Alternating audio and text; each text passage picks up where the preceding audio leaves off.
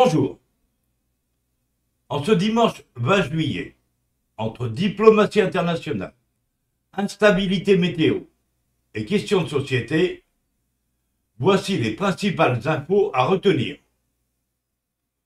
On parlera aujourd'hui d'un appel à la paix en Ukraine, de moustiques pas si inutiles, d'un hommage religieux national et pour finir, de la météo agitée prévue pour demain. La France a officiellement salué ce week-end l'annonce d'un cessez-le-feu dans la région de Soledar, en Syrie, tout en rappelant sa position ferme sur les violations des droits humains. Ce cessez-le-feu, arraché sous médiation américaine, vise à stabiliser une zone très instable au sud de la Syrie. Via le Quai d'Orsay, la France soutient cette initiative tout en appelant à la vigilance. Elle insiste sur 2 points. L'acheminement humanitaire sans entrave et le respect des sanctions européennes toujours en vigueur contre le régime syrien. Ce positionnement français s'inscrit dans une ligne diplomatique complexe. Ni soutien au régime, ni abandon de la population civile. Une stratégie d'équilibre que Paris défend auprès de ses partenaires européens. Dans un contexte où les enjeux syriens restent tendus, cette prise de position marque la continuité de la diplomatie française. Sans rupture spectaculaire, mais avec constance. Dans un climat militaire toujours tendu, le président ukrainien Volodymyr Zelensky a surpris en lançant ce week-end un appel public au dialogue avec la Russie.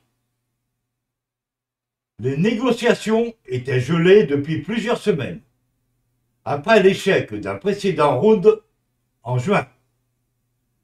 Zelensky déclare vouloir éviter une escalade incontrôlable et appelle à une reprise des discussions sans conditions préalables. Cet appel intervient alors même que la Russie a lancé plus de 300 drones et 30 missiles sur l'Ukraine dans la nuit de vendredi à samedi, selon les autorités de Kiev. Pourquoi cet appel maintenant?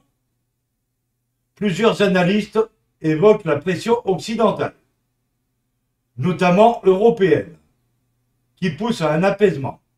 Mais pour d'autres, c'est un signe de faiblesse stratégique ou de calcul politique en vue d'un nouveau sommet international. Côté russe, silence radio pour l'instant. Moscou n'a pas encore répondu officiellement.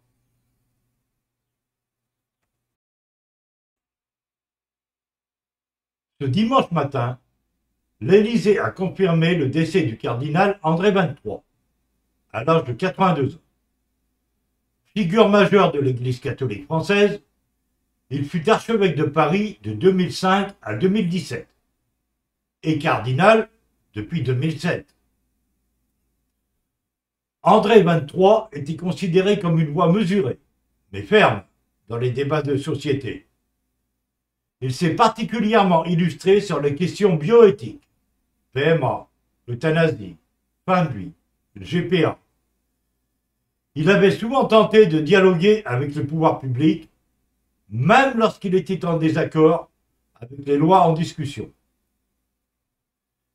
Il avait également été président de la Conférence des évêques de France entre 2007 et 2013, période marquée par de vives tensions autour du mariage pour tous. Là encore, il avait prôné la fermeté, mais sans provocation. La classe politique, au-delà des clivages, lui rend hommage aujourd'hui. Emmanuel Macron a salué un homme de conviction et d'écoute. C'est donc une figure discrète, mais influente, de la vie religieuse française qui disparaît.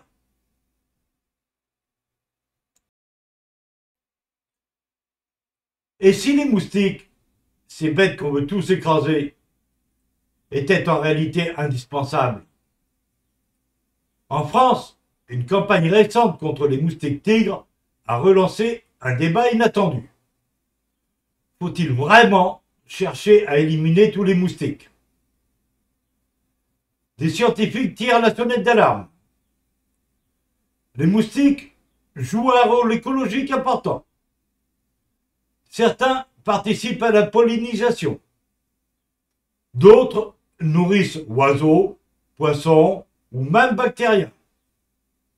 Leur suppression massive pourrait déséquilibrer des écosystèmes entiers.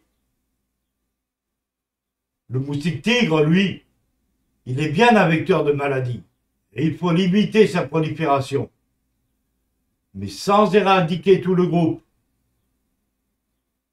En toile de fond, ce débat rejoint celui sur la biodiversité et la lutte contre les espèces invasives.